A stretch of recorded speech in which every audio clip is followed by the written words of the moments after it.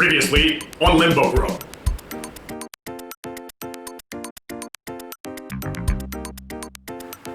What? But no, you can't leave! With Jello gone, this is gonna screw up that crucial three-dog interplay. Why, you cheap, non-talented jackass! You don't know how lucky you are that an international star like me is working for you! Don't you know that I could've... Oh, dearie me, we seem to have lost the satellite feed. You know, maybe there is a role he can play in later episodes.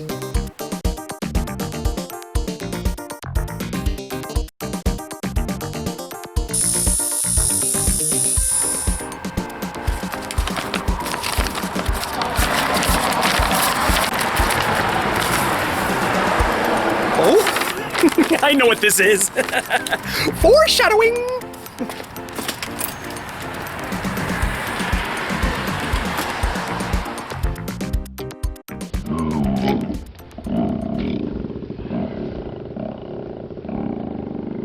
I'm hungry.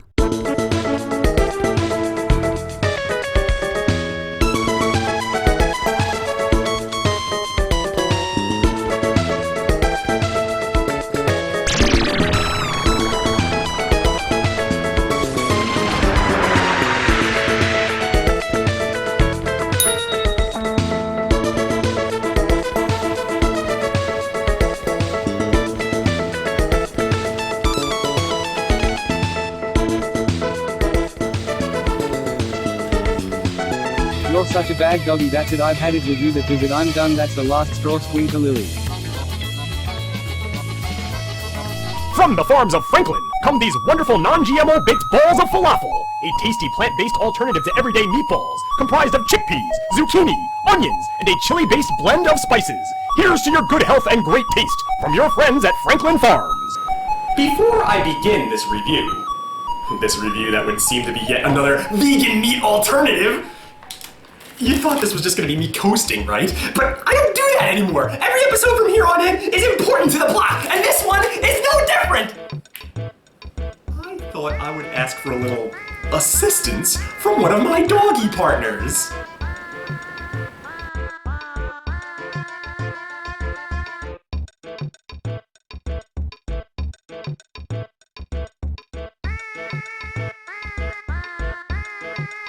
Oh, you thought I was asking you? Heck no, Swinkies, I wouldn't dream of asking for your help.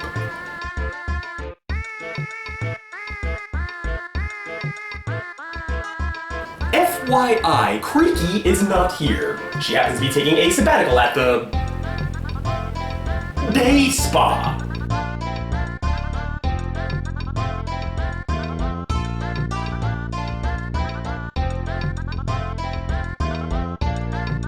It's a new day spa, just opened up. And she had coupons.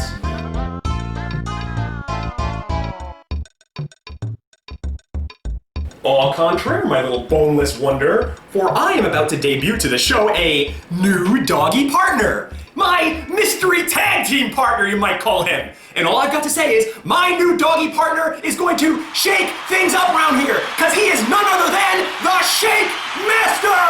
Ah! Shake Master. Oh. Hiya, Tweety Twerps! I am Shake Master, and I'm here to shake things up! This show is in a dire need of shaking up a little bit, so I decided to interfere.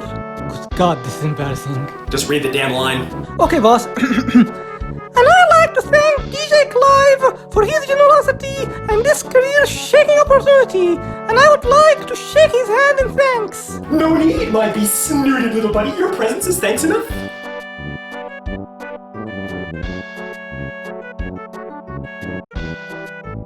Whatever do you mean, Swinkies? It's the Shake Master! Yes! I am the Shake Master, you Tweety Twerp!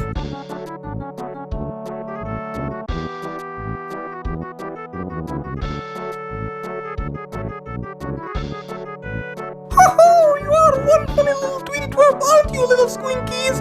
Are you shaken by the presence of Shake Master? You got confused? Well, I'm afraid I've got some good news for you. I'm gonna soothe your shaking nerves with a little lullaby of mine. When you wish upon a star, doesn't matter who you are.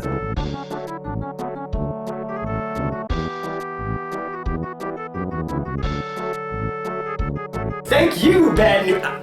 I mean,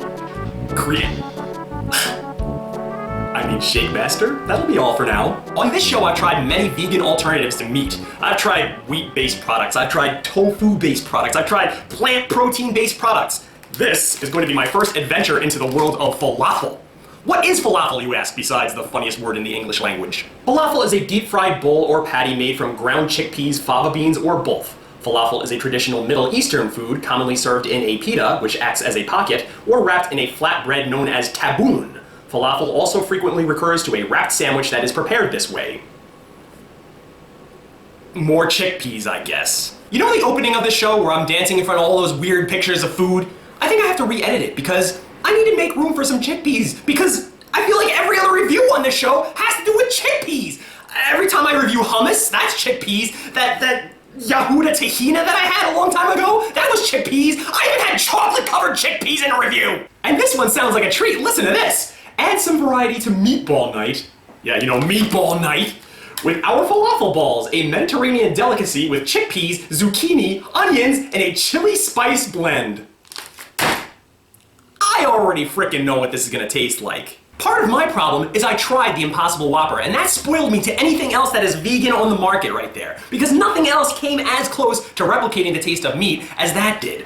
It seems like everybody's strategy to replicate the taste of meat is just to add all the spices that you would put into meat. If you're just gonna do that, then you can pretty much call anything a meatball, right? I'm gonna mince up some radishes and then just roll them in some meat spices and present them here, it's a meatball! Or how about some already chewed gum? Just put it end to end and like wad it up into a big ball, roll it in some meat spices, here, it's a meatball! Or how about, I take a fucking shit! Roll it up in a little ball, put it in some spices here, and it's a meatball! So unfortunately for me, this is gonna take a lot of preparation on my part. And if you're thinking of buying this item right here, you can prepare it at home one of many ways. You can cook it in your oven, you can put it on your stovetop in a frying pan, you can microwave it, or you can deep fry it. Any one of the different ways, I mean, the world is your oyster. As for me, I'm gonna do it the tried and true way. I'm just gonna put it in a skillet with some vegetable oil and just toss it and see what it does to this household. Is it gonna fill it with all sorts of wonderful aroma? Or is it gonna fill it with the aroma of steamed chickpeas with a spice? Just the thought of that sounds...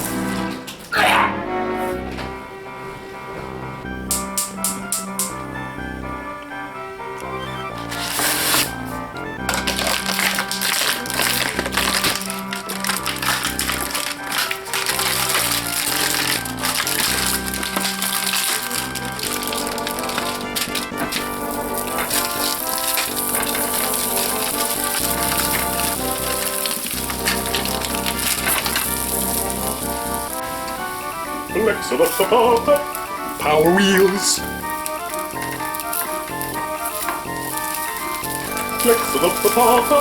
Power tires.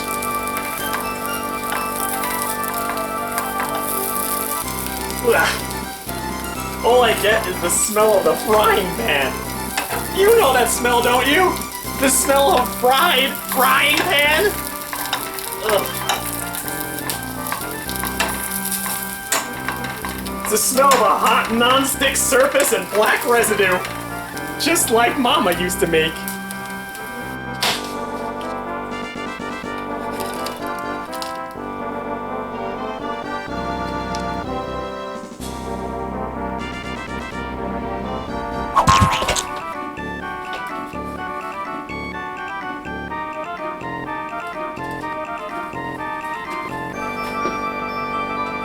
Alright, well, I guess, why beat around the bush? Let's just eat it. Before you eat that, be forewarned! This item has high levels of sodium and MSG! Be sure to consult your doctors before you ingest!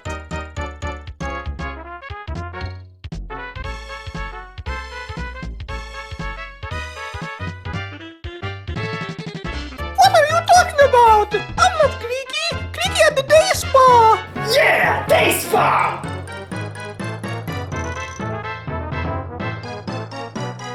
There's nothing to expose you, Tweety Twerp! I'm the Shake Master! Tweety Twerp! Tweety Twerp!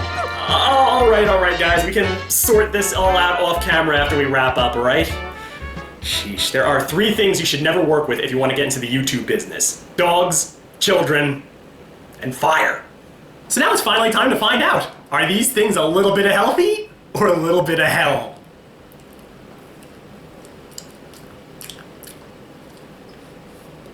Tastes like absolutely nothing. It's almost like you took all the good taste out of a hush puppy and just made it like a flavorless ball. It's got that same texture. I don't taste any chickpeas. I don't taste any meat. In fact, I barely taste any spice at all. I mean, there's tons of different like veggie burgers out there, like that cheese that I had on the show that was like vegan cheese. All that stuff was way worse than this because it had a horrible taste. This has a pleasant texture, but no taste. So, however you want to grade that, I guess. I think the trick to eating vegan is taking these flavorless things and putting stuff on top of them, like smothering them with something to make them taste good, to add somewhat of a taste. Because if everything you're eating tastes like this, which I say tastes like this, is no taste a taste? You're gonna want to frickin' hang yourself because variety is the slice of life, and everything tastes like paper. And I'm sorry if I'm being a little bit insulting to all the vegans out there who might be watching this, but you know what? You're gonna have the last laugh. I'm gonna be dead in the ground while you guys are living to past the age of 100. But I just can't see. I mean, to me, eating is such a big part of life. Flavors are such a big part of life. I mean, I wouldn't have an eating show otherwise. To rob yourself of that, I mean, I don't know. I mean, I think I experience too much joy eating. I wouldn't want to give that up for anything, and to me, eating vegan is giving that up. So what sort of a grade do I give flavorless hush puppies? Ugh. And every once in a while you're gonna get a stray bite in there that just makes a weird, like, lettuce-like crunch on your molars. Like, you might even see, like, there's a big wad of, like, something green in there. I have no idea what that is. But I hate that. If I'm biting into meat, which this is pretending to be meat here, if I'm biting into meat, I want that meat to be uniform. I'm getting all sorts of like stray crunches and stuff like that. Like, I know there's all sorts of like meat patties out there that have onions baked like inside the meat, and I hate that. I really do. It's a personal preference. Maybe you like it. I don't know, but. Hello, everyone. I am Shake Master. I leave my opponents shaking in their boots. Oh, hey, Shake Master. How are you this fine morning? I'm fine, DJ Clive. I was about to enjoy my morning protein shake. By the way, have you ever considered giving this treated dwarf the old yellow treatment? Oh, sick burn, Shake Master!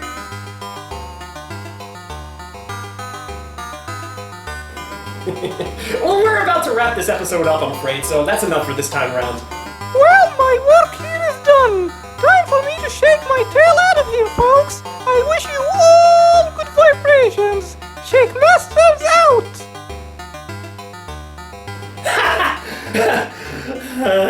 So, the star rating. What the heck am I gonna do about this? My brain right now feels like a Commodore 64 program, like a simple 3-line program that somebody made to keep it looping and looping and looping forever, because I have so little data in my head, and yet at the same time, my brain feels like it's gonna explode because it's overloaded! What the heck do I do? 2 stars? And with a grade of 2 stars, yeah, I realize that I'm ranking this below a lot of the fish items that I've had on this here show. But you know what? At least those fish items had a strong taste and left some kind of memorable impression. This leaves no sort of impression at all. I suppose I'm just spoiled by the Impossible Whopper at this point. These probably came out way before the Impossible Whopper did. But you know what? The Impossible Whopper, it looked like meat. It smelled like meat. It felt like meat in your mouth. This, it's so freaking dry and flaky, and it feels more like cornbread than meat. It's like when I had it in the frying pan, just frying it up a bit, you would expect eventually like these meatballs to emit some kind of juice, but no, there's nothing like that inside. These things are dry as like the Gobi Desert. And in order to moisten them, you gotta put some kind of gravy on them, you gotta put some kind of sauce on them. You're making it unhealthier by doing that. And is this any worse than the beefless beef or the tofurkey that I had on this show?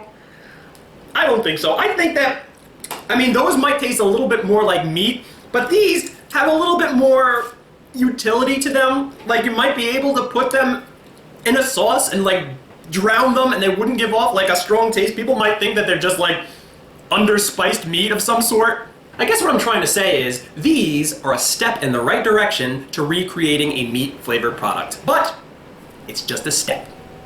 Might be even the first step you take. So this is your good buddy DJ Clive saying until next time, I'll see you in Limbo. You happy, Squinkies? We're a 3-dog family again.